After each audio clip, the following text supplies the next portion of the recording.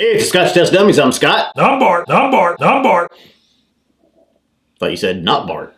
Glenmorangie, The Tale of the Forest. And the Chupacabra. We're going to test it!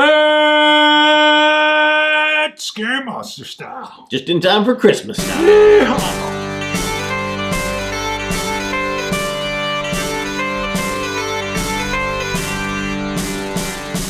So again, beautiful box from Glenmorangie here. Looks like a forest. Glenmorangie, I think this is, each year they kind of do that annual special edition release. Mm-hmm. They say this is a peated Glenmo. That's the only thing I will tell you. This box, first of all, I actually saw it on the shelf from a distance. So I thought maybe it was something to do with Compass Box. Oh. I got a little closer. Second of all, that box does not look like anything to do with peated.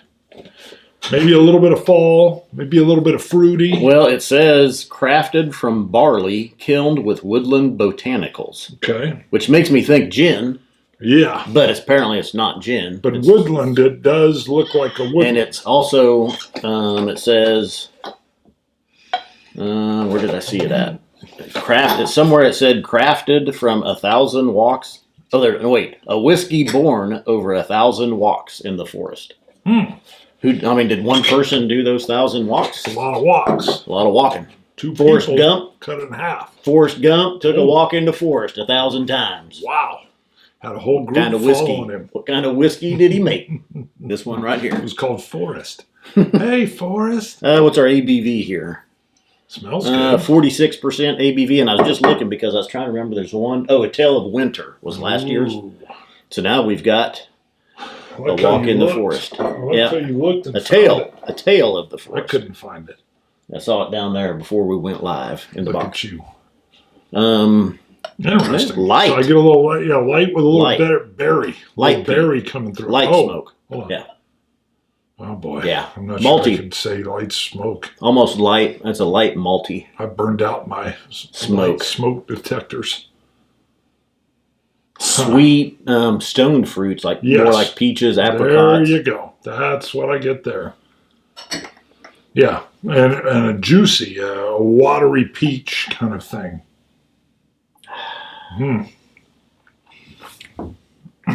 Looking for more on the nose. A little bit of the forest, maybe a little bit of the evergreen. Wow, that is different. Gonna have to come back. I get a vanilla stick at the finish. It had a juicy, dark berry open, and then something else in the middle, and still in the finish, I just got a little bit of a fir tree. Light enough peat could just be confused for maltiness. Is it maltiness or is it a very light peat? Wow. Let's see, maybe this will open up. The finish is still going. So we did just crack this one a little bit ago. He's letting it get some air. We haven't tried this one though. Sure. Before now. So first time on the palate. I'm still getting a little bit of vanilla stick way, way in the tail. That's nice. Wow, still there. Let me come back in and see if I can puzzle something out on the front. Caramels. Looking the stone fruits on the nose, looking for those on the palate. They're kind of disguised, I think, with the caramels, creaminess. I had a touch, just a faint hint of black licorice on the forefront. Yeah. Yeah. Subtle touch on the forefront. Anise. That sounds better. And then... Anise? Definitely not that. Anise. No. Anise. Anise is I put the emphasis on the wrong syllable. Yes, you did. Give me a whole different mental picture. Wow. That is interesting. I still can't quite puzzle out the middle palate. Yeah. I like the nose. I like this. It took a few sips. Sip one kind of underperformed. Probably just soaking into the palate. Sip 2 was better, but sip 3 on this, really the sweetness and kind of that middle ground on it was really kind of starting to open up and come out. Well, there's some different flavors in there. I don't think I've ever described fir tree in a finish. So I'm definitely picking up. I will admit I'm now getting some of that smoke in a faint, dry, like ashy stick. So the peat smoke feels like it's in there, almost like it's a little ash stick. But I can see now that. I'm not getting the fir tree in the finish. I think we've probably gotten that with some.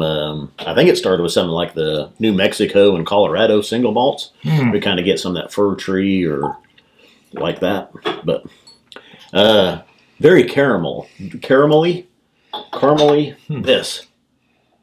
See, I get a little bit of cream in there, but it's not like a marshmallow cream. It is. Not for me. I was gonna say marshmallow cream. Okay. For me, Almost like you're making a s'more, or you're just toasting marshmallows over the campfire, and the stick caught on fire too, and the marshmallow. It's interesting. It's got some little subtleties throughout it. I'm going to go back to the stone fruits as well now, showing up apricots, peaches, a little bit darker fruits, not berries, anything along those lines, not citrusy. Almost a little salty, almost a little sea salt caramel, or sea salt even sprinkled on grilled fruits, those grilled stone fruits. Okay. I'm trying to see. I don't pick out the sea salt. Maybe a touch of like a little brine, but it's right around. It's almost like that stick ash is actually a stick that floated up on the shore. Stick ash. Stick ash. Sorry if I didn't emphasize the ash. Ash. Stick ash. You're right. Yeah, that could be confusing. Added a drop of water. I don't get anything more with the water. No. Didn't change anything. Ready to score? It's different. I like it. 89. That's a little higher than me. I'm going, well, not much. I'll say 88.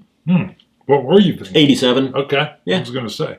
Yeah, I feel like more's to come. Like if I was sitting down on a late evening with a cold snow blowing and I was in front of a fire, I might get a little bit more out of this as it opens up. It's kind of intriguing to me. So that ash stick in particular, I didn't think I was going to get any of the smoke, and then I started to get it. All right. Most mornings, our director of whiskey creation, Dr. Bill, wanders through the woods near his home, captivated by the notion of a whiskey steeped in the scents, sights, and sounds of the forest. Dr. Bill brought back an ancient method of kilning barley with botanicals. In this case, juniper berries, birch bark, and heather blossom. The result is a single malt as lush as the forest itself. Aromas of pine and juniper are laced with wisps of smoke, notes of deep green eucalyptus, lit by rays of bitter orange. Drift to a gentle oaky finish. Well, it's good alliteration. I got a little fir tree and a burnt stick. Stick ash. Stick ash. So when I first saw botanicals, I'm thinking gin. I mean, that's because he's using juniper berries. Sure. Yeah. But yeah, your description, or even mine with the stick on fire, just talking about birch bark, stuff like that. So yeah. $110, somewhere in that range. 46% ABV. It's an interesting experiment, but it seems about where a lot of them are climbing to. So there's a lot of, you can tell there's some alchemy going on in here. And if you like a Scotch. Alchemy. You haven't used that for a while. I know. Just came in. This feels like alchemy. Feels like with him doing this, what was it? Birch wood and some juniper berries and all that kind of stuff in there. That feels like alchemy to me. Alchemy. And if you like something that's an experimental kind of whiskey, I think you'll enjoy this. It's definitely unique and different. Yeah, agreed. Yep. Go to ScotchTestDummies.com. You can pick up coins, glasses, hats, shirts, dropper sets, all kinds of stuff. It helps keep the lights on, helps buy the whiskey. And you can go to Scotch Test Dummies on Patreon. So you'll look up Scotch Test Dummies. You can support for as little as $1 a month or as much as you wish per show. Up to you. It's how we purchase these bottles and Scotch It, you Scotch gods. Cilantro. Dummies.